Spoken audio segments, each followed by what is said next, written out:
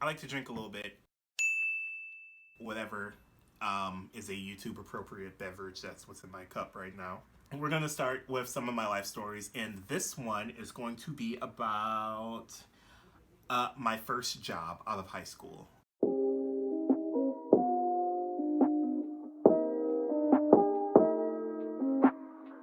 What should we call it, Eddie? Eddie doesn't know. Okay. We're going to call it Snow Palace. Yes. So, hold on a second. Every day for school, I had a certain amount of money for lunch, and I would skip my lunch in school and save it until the end of the day, and then I would go to the Snow Palace. Is that what we said? All right, I would go to the Snow Palace, and then the person behind the counter, I'm not gonna use her real name. We're gonna call her Beth. She was the store manager there at the Snow Palace. She would be like, "What do you want today?" And I'd be like, oh, "What's the item? We're gonna call it a cyclone." You guys know the one, but we're gonna call it a cyclone. So I was like, "I want a cyclone today." And she'd be like, "Okay, awesome." So then we got to know each other because I went there like every day. If you couldn't tell by my size, I went there every day, and I got my cyclones with whatever candy I wanted. Cyclones are actually a thing with another ice cream chain. That's fine. So I'm still gonna call them a cyclone. But I got my cyclones every day, and then eventually, after let's say like 5 months of this, in my senior year, I was 17. She's like, "You come here every single day," and I was like, "Obviously, yeah, I'm aware." And she's like, Do you just want a job here?" And I was like, "I don't know." She's like, "You can get free ice cream." I'm like, "Sign me up." And if I can't say on YouTube, I'll bleep it. Okay, cool. She's like, "Yeah, start tomorrow after school. Come ready to work." And I was like, "I will be." So I get home.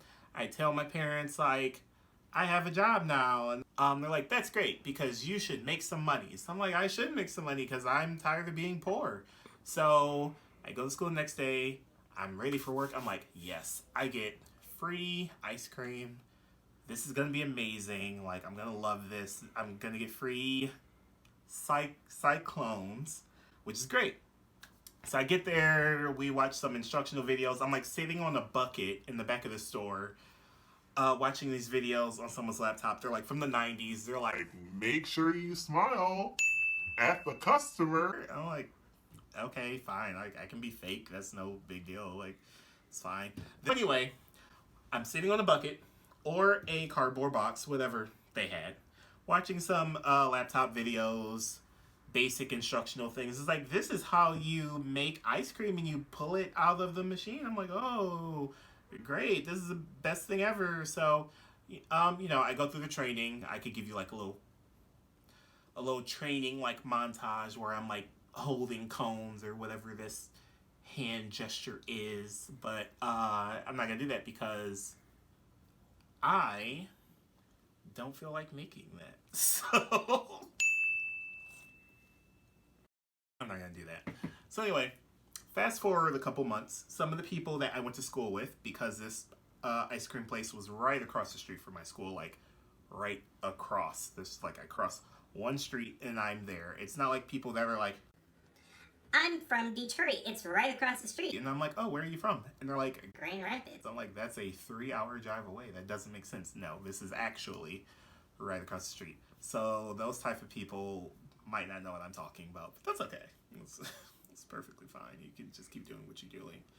Fast forward a couple months, I'm getting to know the people at Tilt-A-Whirl or wherever I'm working out on some ice cream. It's this ice cream place. It's an ice cream shop. So I'm coming to find out the lady Beth, I remember her name that I made up for this.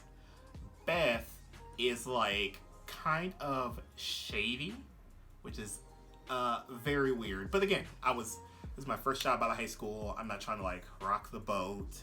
To do really weird stuff with the tip money and not allow the people on their shifts to take their own tip money. I don't know if that's a common thing, but no other place that I worked has ever done that. So I thought that was like a little sketchy. And we weren't supposed to have our tips like taxed or something. So she definitely shouldn't have been doing that, and we really should have been having tips. but that's okay. Because I liked the few little extra dollars I got, which was nice because I was poor, so that was cool. Anyway, lots of like really weird from Beth, but again, I'm like, well, you know, I grew up in a rough neighborhood, so if my boss is a little mean sometimes, he does something a little weird, I'm kind of like, fuck it, I'm mind my fucking business. Basically, I'm just work. I want my free ice cream, and I'm going to leave because this is just a fast food place, and this isn't going to affect me for the rest of my life. So one day, my managers are like, guess what? What's my name, Revy? Like, guess what, Revy? I'm like, oh, what is it? They're like, oh, our bosses are coming, the owners of the store are coming today. I'm like, cool, you know, I'm a pretty honest person. I do the same thing every day. I'm like, okay, what does that have to do with me? They're like, oh, this place is like filthy. Like, it's disgusting. And I had this, one of my good friends worked there at the time. It was a guy and a girl, and the guy, we're gonna call you, Charlie. And the girl, we're gonna call you Susan. And both of y'all know I love you. But anyway, Charlie would be like, you're not even going to believe this. Okay, so the owners are coming today. And I was like, oh, okay, cool. Like, no big deal, right? he's like, no, it's a huge deal, and here's why. The store manager, Beth, finds out, and she starts freaking out. She's like completely losing her mind. She starts at one point actually like bawling, crying. And this ice cream place has a drive-through, so I'm like, here you go. Here's your money, and here's your ice cream, and you guys have a good day. and I can like actively hear my store manager in the back of the store just like scream crying because apparently the store is so filthy she thinks she's going to lose her job. And I'm actually cool as a cucumber because I'm like, man, my shift today kind of sucks, but I'm poor, so I don't want to lose my job, so there's that. And also, this is my first job, and I watch a lot of TV shows where people like hate their jobs, so I'm like, I'm just supposed to hate my job. This is what normal people with a job feel every day. They're just like, wow.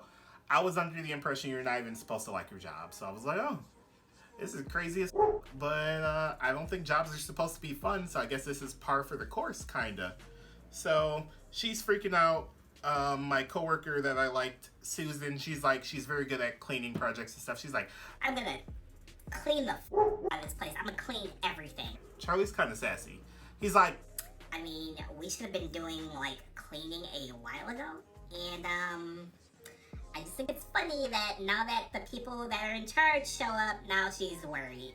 and again, I'm sitting there like, I will just do what you guys tell me to do. I just work here. So my boss is still crying, which I think is normal at this point because I've seen her cry more times than I've seen her not cry. And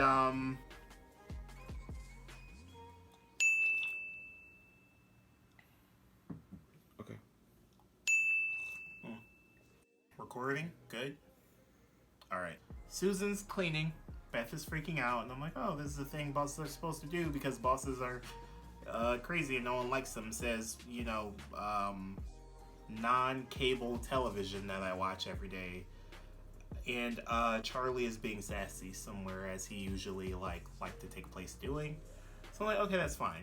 So eventually the drive-through line slows down because I'm basically working drive-through, which was really hard because I had, like I said, just started, and I don't think they should have a brand new person working drive-through.